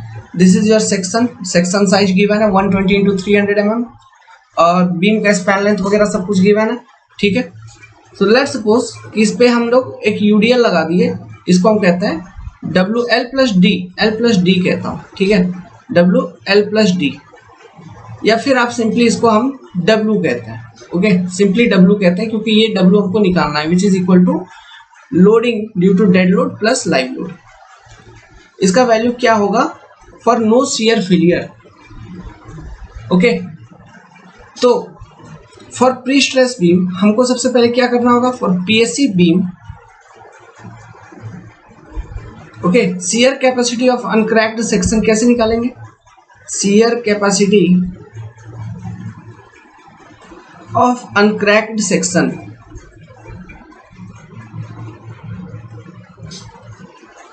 अभी मैंने आपको formula दिया था। Formula क्या था? Shear capacity of uncracked section BC equal to 0.67 B into D, मतलब section size, root under FT का square plus FCP into FT। This is the formula कि नहीं? ठीक है, तो इस फॉर्मूला को यूज करके हम VC का वैल्यू निकाल लेंगे। तो VC का वैल्यू निकालने के लिए B का वैल्यू हमको गिवन है 120, D का वैल्यू हमको गिवन है 300।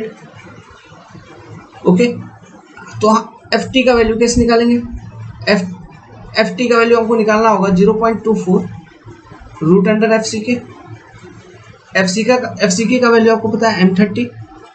FCP कैसे निकालेंगे? FCP निकालेंगे हम P/A करके। P हमको पता है कितना, 180 किलो न्यूटन।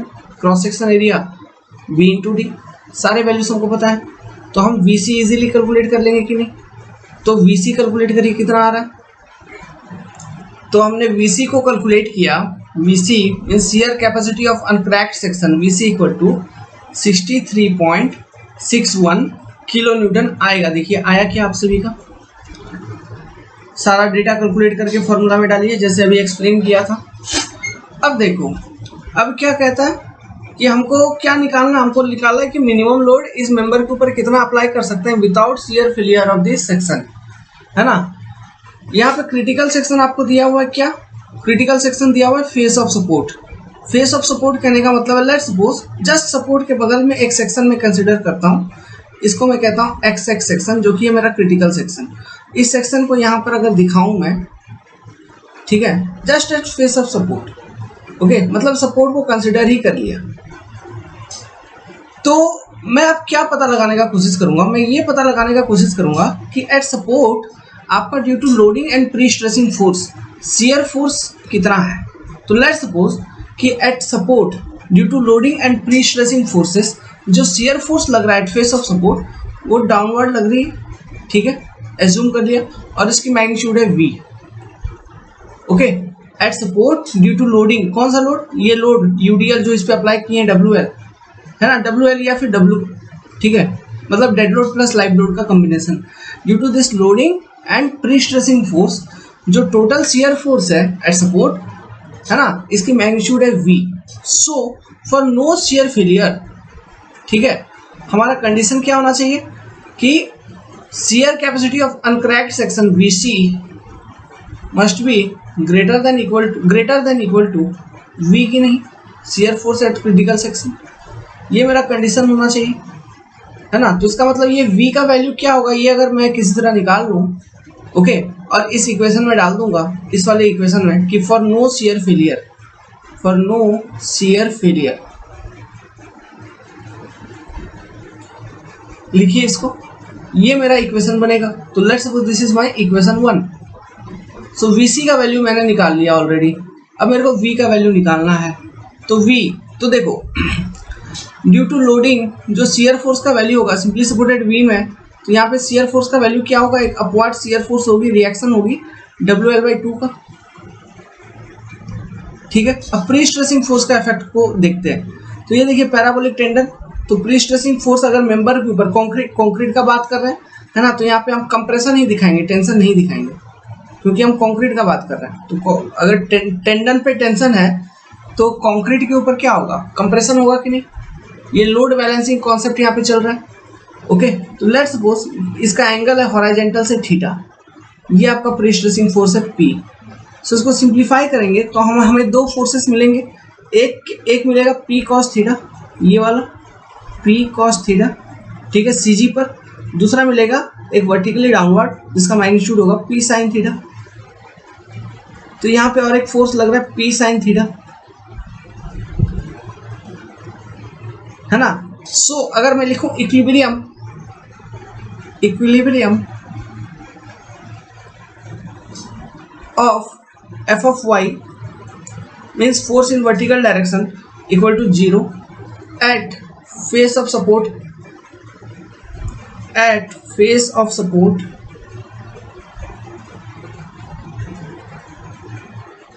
तो मेरा इक्वेशन क्या बन रहा है, देखो हम लिख पा रहे हैं WL/2, ध्यान से लिखिए, माइनस P sin थीटा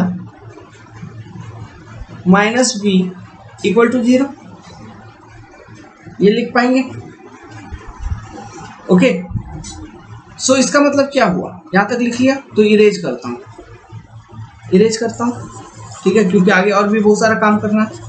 समझते चलिए, लिखते चलिए, पेपर अपने पास इतना ही है।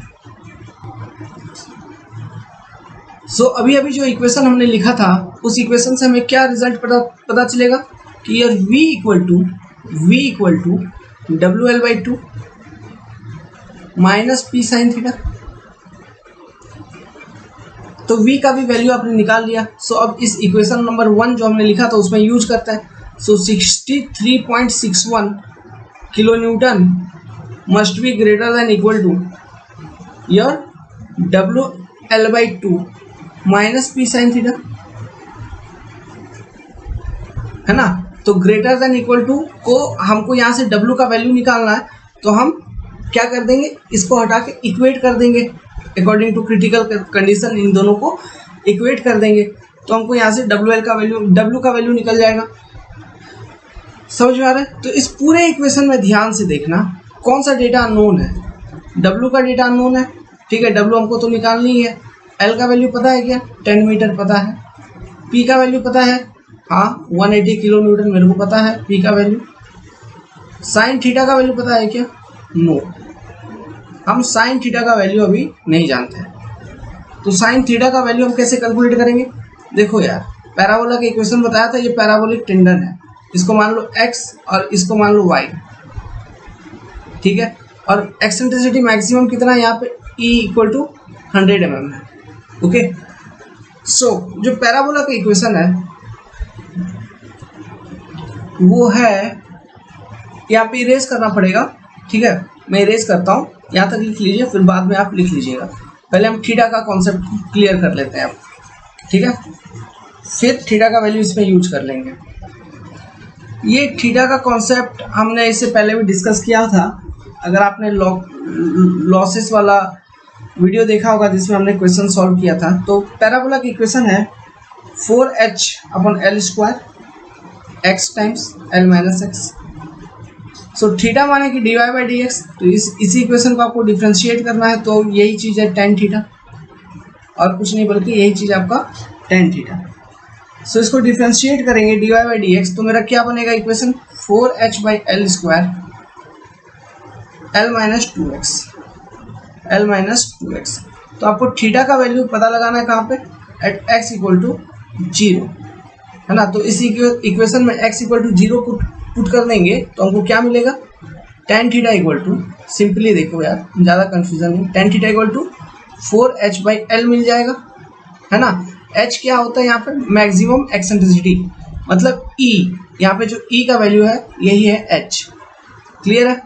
सो इसको हम लिख सकते हैं tan theta equal to 4E/L, clear है। So for small value of theta, tan theta sine theta दोनों इक्वल, ठीक है, for small value of theta tan theta sine theta equal, तो इसका वैल्यू कितना हो जाएगा, 4E/L। तो साइन थीटा का वैल्यू निकाल लिया आपने, 4E इंटू L। अब इसमें E का वैल्यू आपको पता है 100 mm, क्लियर है, L का वैल्यू पता है 10 मीटर। क्वेश्चन अब सॉल्व हो जाएगा। सो क्या था अपना रिजल्ट, V इक्वल टू मेरा था WL/2 minus P sine theta, यही था। तो इसको पहले सॉल्व कर लेते हैं। तो W का वैल्यू अननोन है, तो ये तो हमको निकालना ही है, तो इसको एज इट इज रखते हैं। जस्ट ए मिनट,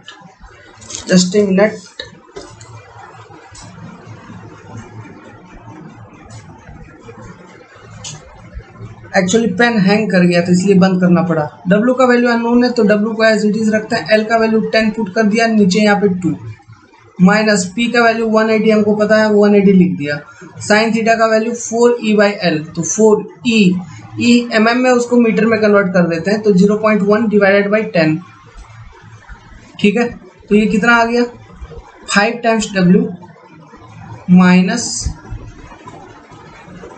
7.2, ये इतना आ जाएगा। देखिए, सो अब जो मेरा कंडीशन है कि VC must be equal to V कर देते हैं, तो 63.61 किलो न्यूटन, और ये जो हमने निकाला ये भी किलो न्यूटन में ही निकाला है, देख लीजिए, must be equal to 5 times W minus 7.2। So W equal to क्या हो गया, 63.61 प्लस 7.2 डिवाइडेड बाई 5। सो क्या मैग्नीट्यूड आई, W इक्वल मेरा आ रहा है समथिंग 14.16 किलो न्यूटन प्रति metre. So for no shear failure आप इतना का लोड लगा सकते हैं, समझ में आ रहा है। सो इस तरह का क्वेश्चन आपसे कन्वेंशनल क्वेश्चन में पूछेगा, या फिर गेट में भी ऑब्जेक्टिव में पूछ सकता है। यहाँ तो मैंने सबसे टफ वाला सॉल्व करवा दिया पैराबोलिक टेंडन को यूज करके, ठीक है। अब इसमें मैं आपको कॉन्सेप्ट बता रहा हूँ, इसमें कहाँ से और क्वेश्चन पूछेगा। जैसे कि यहाँ पे क्रिटिकल सेक्शन बोल दिया फेस ऑफ सपोर्ट, तो हमने फेस ऑफ सपोर्ट पे शियर इक्विलिब्रियम लिख दिया या फिर वर्टिकल डायरेक्शन में फोर्स इक्विलिब्रियम लिख दिया। अगर आपसे जो क्रिटिकल सेक्शन पूछ रहा है वो बोल दिया कि at some x equal to some value, ठीक है, x इक्वल टू 3 मीटर या फिर 4 मीटर पे एक सेक्शन दे दिया है ना, इस सेक्शन पे, तो v का वैल्यू जो शियर फोर्स है due to loading effect and pre stressing effect, हम उसका वैल्यू हम इस सेक्शन पे निकालेंगे v, फिर vc से इक्वेट करेंगे, तब जाके हम लोड निकालेंगे। समझ में आ रहा है? जस्ट कैलकुलेशन को बढ़ाने के लिए वो लोग टफ बनाने के लिए, क्वेश्चन को टफ तो है नहीं लेकिन उसको बनाने के लिए उनको लगेगा कि हम बच्चे से बहुत खतरनाक चीज पूछ रहे हैं, आपको इस तरह का कंडीशन में भी उलझा सकते हैं। ठीक है, सो इसमें सारे कॉन्सेप्ट को ध्यान रखिएगा। थीटा कैसे कैलकुलेट करेंगे, पैराबोला का इक्वेशन ध्यान रखिएगा, वो पैराबोला का इक्वेशन तो जान है यहाँ प्री स्ट्रेस कंक्रीट में, है ना, बहुत यूज होता है उस इक्वेशन का, उसको याद रखिएगा। वैसे ये जो कॉन्सेप्ट आप स्क्रीन पे अभी देख रहे हो, डिफरेंट स्टेजेस ऑफ लोडिंग, इसको हमने डिटेल में 1 घंटे में समझाया और क्वेश्चन भी सॉल्व किया है एक आई सेक्शन को कंसिडर करके। ठीक है, सो लेकिन एक बार थ्योरी अगर लिखना चाहते हैं कॉपी पे ढंग से, तो आप इसको एक बार अरेंज करके लिख सकते हो एक छोटे से फॉर्म में। At transfer stage 2 stage of loading होता है, दूसरा होता है फाइनल स्टेज। तो ट्रांसफर स्टेज पे हम लॉसेस को कंसिडर नहीं करते हैं प्री स्ट्रेसिंग फोर्स में, और फाइनल स्टेजेस पे कंसिडर करते हैं total stresses. At transfer stages हम क्या करते हैं, और डेड लोड को केवल कंसिडर करते हैं, लाइव लोडिंग वगैरह कंसिडर नहीं करते हैं, क्योंकि ट्रांसफर स्टेज मतलब just the stage when you are transferring the pre stress, तो उस कंडीशन पे हम लाइव लोडिंग अप्लाई नहीं किए हुए होते हैं। तो हम लेकिन डेड लोड मेंबर का रहता है तो डेड लोड को कंसिडर करते हैं। ठीक है, एंड फाइनल स्टेज में लॉसेस को कंसिडर करते हुए लाइव लोडिंग डेड लोडिंग सबको कंसिडर करते हैं। लाइव लोडिंग डेड लोडिंग इन सबको कंसिडर करने का क्या मतलब है कि स्ट्रेस इन बीम का जो एनालिसिस होगा ये इन सब चीजों को कंसिडर करने के बाद होगा, है ना। तो प्रेफरेबल स्ट्रेस डायग्राम का एक कॉन्सेप्ट है, ठीक है, कि ट्रांसफर स्टेज मेरा प्रेफरेबल स्ट्रेस डायग्राम क्या होना चाहिए। यहाँ पे नीचे देखिए, हम प्री स्ट्रेसिंग फोर्स कंसिडर करेंगे विदाउट लॉस, फिर यहाँ पे केवल एक्सेंट्रिसिटी पे है तो उसका मूवमेंट आ जाएगा, है ना, उसके कारण ये bending stress distribution, dead load के कारण फिर बेंडिंग स्ट्रेस डिस्ट्रीब्यूशन, फिर preferable stress distribution diagram over cross section at transfer stage.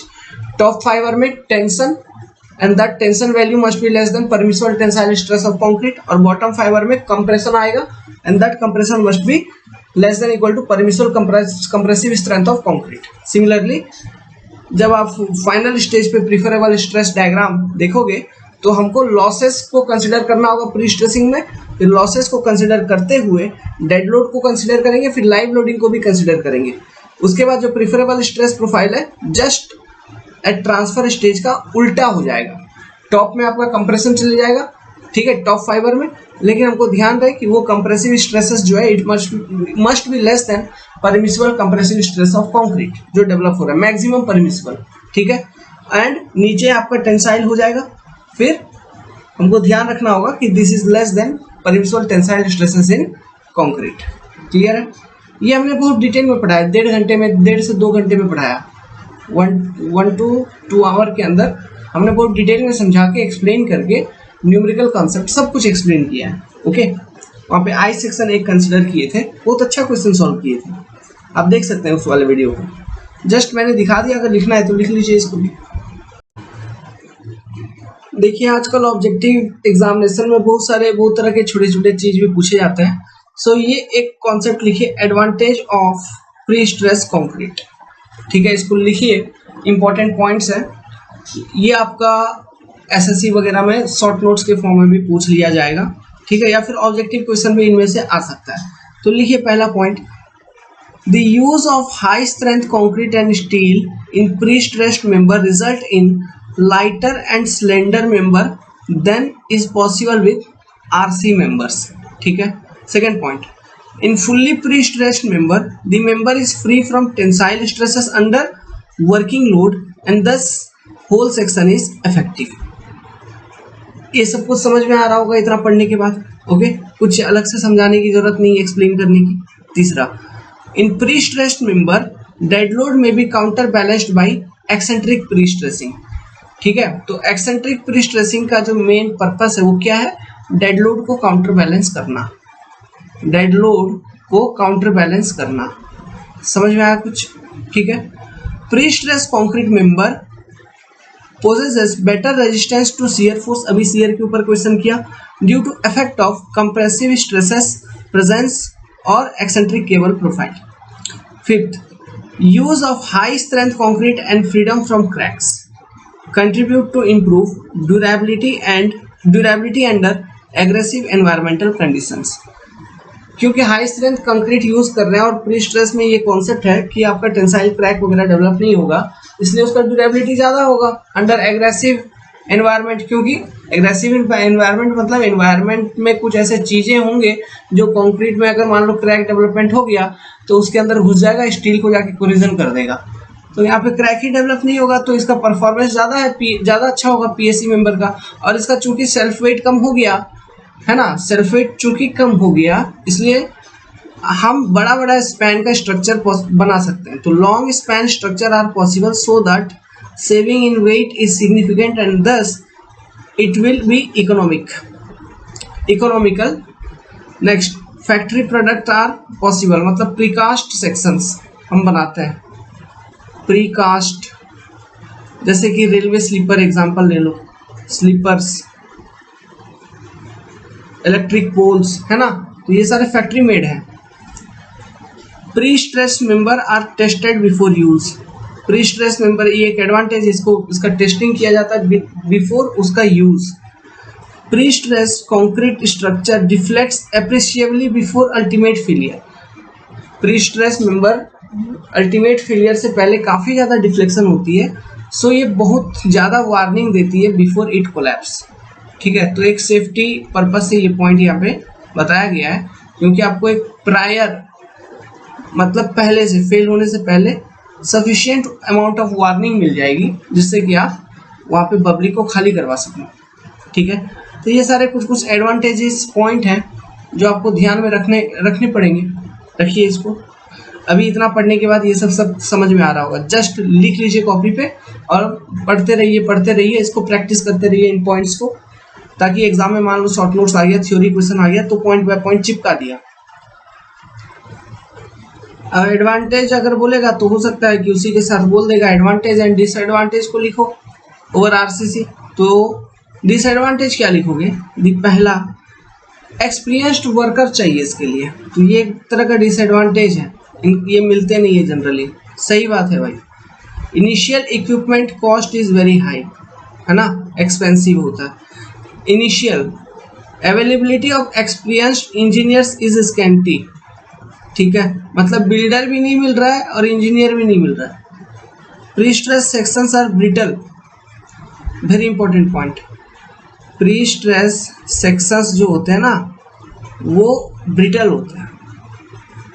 ठीक है, तो इस पॉइंट को आप ध्यान रखिएगा, थोड़ा कंट्रोवर्शियल पॉइंट है ये, 4th नंबर, फिर भी ऑब्जेक्टिव क्वेश्चंस के लिए ध्यान रखने का। Next, pre stress concrete section are less fire resistance, इनका फायर रेजिस्टेंट काफी कम होता है। ओके, अब चलिए, अब प्रीवियस ईयर एग्जामिनेशंस में जो क्वेश्चंस आए थे बहुत सारे इस तरह के छोटे छोटे थियोरेटिकल क्वेश्चंस, उन सारे क्वेश्चंस को डिस्कस करते हैं। अच्छा, ये देखिए, ये हमने बता दिया था आपको, ठीक है, फिर भी लिखना है तो लिख लीजिए एक बार। वायर्स क्या होता है? Pre stressing wire is a single unit made of steel. Strand, wire को यूज करके स्ट्रैंड बनाते हैं, 2, 3 या फिर 7 वायर को राउंड कर देंगे इन हेलिकल फॉर्म, तो हमको प्री स्ट्रेसिंग स्ट्रैंड बन जाएगा। ठीक है, स्ट्रैंड को यूज करके हम टेंडन बनाते हैं। ए ग्रुप ऑफ स्ट्रैंड और wires are round off to form pre stressing tendon. Tendon को यूज करके हम केबल बनाते हैं। A group of tendon form pre stressing cable. फिर बार्स मतलब ये मोटा होता है। A tendon can be made up of single steel bar. ठीक है, और बार का जो डाया होगा ये लार्जर होता है एज कंपेयर टू वायर। इसको लिखना है, लिख लीजिए, ये हमने वैसे भी अभी समझा दिया था थ्योरी बताते वक्त। अच्छा, अब ये देखिए, ये है IS 1343 1980 का पेज। तो इसमें देखिए कंक्रीट के बारे में बोल रहा है, ग्रेड ऑफ कंक्रीट, जो कैरेक्टरिस्टिक स्ट्रेंथ है उसके बारे में बोल रहा है। ग्रेड एम, ग्रेड पर ध्यान दो नीचे यहाँ पे M30 से लेके M60 तक का ग्रेड यहाँ पर इन्होंने बताया, M30 से लेके M60 तक का, और 28 डेज कंप्रेसिव स्ट्रेंथ आपका रेस्पेक्टिव गिवन है, देख पा रहे हैं। और 150 mm के क्यूब पर ये टेस्टिंग किया गया है और इसका ये कंप्रेसिव स्ट्रेंथ निकाला गया है 28 डेज, ठीक है। नाउ यहाँ पे नोट 2 में देखिए एक नोट दिया हुआ है कि फॉर प्री टेंशन, यहाँ पे देखो, for pre tension pre stress concrete the grade of concrete shall not be less then M40, ठीक है। अभी देखिए तो यहाँ पे जो ग्रेड ऑफ कंक्रीट आपको कहाँ से कहाँ तक दिया हुआ है, M30 से M60 तक दिया हुआ है, लेकिन हम M100 तक का भी यूज करते हैं, ठीक है। लेकिन अगर आपसे क्वेश्चन में पूछेगा कि कोड में कहाँ तक है, तो M60 तक है 1980 के कोड में। देखिए वीडियो पसंद आ रही हो तो वीडियो को लाइक कर दीजिएगा। कोडल प्रोविजंस कुछ M30 and M40 are minimum grade of concrete for post tension and pre tension member respectively. Tensile strength of concrete निकालने का formula 0.7 root under FCK। Modulus of elasticity of concrete को निकालने का formula 5000 root under FCK। Minimum clear cover ये सब अभी discuss कर लिया 20 mm and it is increase corresponding to exposure condition as given is IS 456। यहाँ पे फिर गेम है ना, जो हमने अभी बताया था वो बताया था 20-30 बताया था, ठीक है। 20 इन प्री टेंशन, 30 इन पोस्ट टेंशन, ठीक है। फिर एग्रेसिव कंडीशन के करस्पॉन्डिंग प्लस 10 mm आपका बढ़ जाएगा, ओके। प्री टेंशन के लिए 20, यहाँ पे क्लियर कंप्लीट नहीं लिखा हुआ है। अब स्पेसिंग का बात करें अगर, ठीक है, तो ये स्पेसिंग का रिक्वायरमेंट है, स्पेसिंग याद रखिएगा। Dia of duct post tension के केस में it is 2.5 to 3 times dia of cable, okay. Spacing pre tension में मैक्सिमम स्पेसिंग जो होगा it is 0.3 into dia of wire, या फिर nominal size of coarse aggregate plus 5 mm। अरे sorry, ये 0.3 नहीं है, ठीक है, ये 1 है, दिस इज 1 पहला क्राइटेरिया, मतलब 0.3 नहीं है, ठीक है। 3 times डाया ऑफ वायर, मतलब 3 into 5, okay, 3 times dia of wire, और या फिर second nominal size of coarse aggregate plus 5 mm। Sorry very much, अभी कितना टाइम हो रहा है, सुबह का 2:26 हो रहा है। For post tension member for group of cable, ठीक है, मतलब केबल के लिए spacing should be maximum of 40 mm, या फिर nominal size of coarse aggregate plus 5 mm। तो 3 times डाया ऑफ वायर, या फिर nominal size of aggregate plus 5 mm, यहाँ पे 40 mm, या फिर nominal size of coarse aggregate plus 5 mm।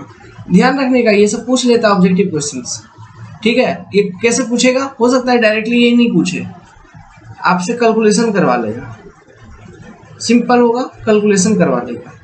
इस तरह के छोटे छोटे क्वेश्चन पूछ लेंगे, क्वेश्चंस करेंगे, क्वेश्चंस करते हैं।